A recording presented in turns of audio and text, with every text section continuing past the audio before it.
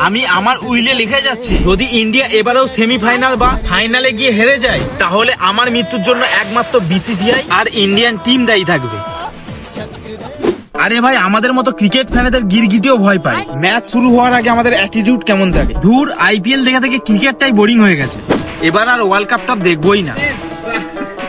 আর ঠিক সন্ধ্যে 7:30 বাজলে টিভির সামনে এমন ভাবে আঠা দিয়ে বসে যাবে, মনে হবে নিজের বাপের বিয়েতেও এত পাঞ্চুয়াল ছিল না। আর প্রথম ওভারে যদি রোহিত আর বিরাট একটা 4 মারে, অমনি ডায়লগ, দেখেছিস, একেই বলে কিং, এবার কাপ আমাদের ঘরেই আসবে বস। সবচেয়ে বেশি হাসি ভাই ঘরের সবাই বসে থাকা ওই বিনা পয়সার কোচদের দেখে। একটা উইকেট পড়ে গেলে জ্ঞান দেওয়া শুরু হবে। আরে ধুর, সোজাসুজি ডিফেন্স করলেই তো হতো।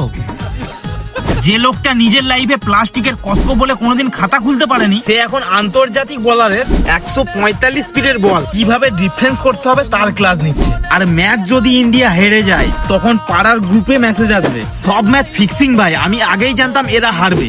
শুধু শুধু আমার 3 ঘন্টা নষ্ট হলো। মানে এরা ম্যাচ জেতার ক্রেডিটও নেবে না, আর হারলে বলবে ওরাই নাকি আগে থেকে জ্যোতিষী ছিল।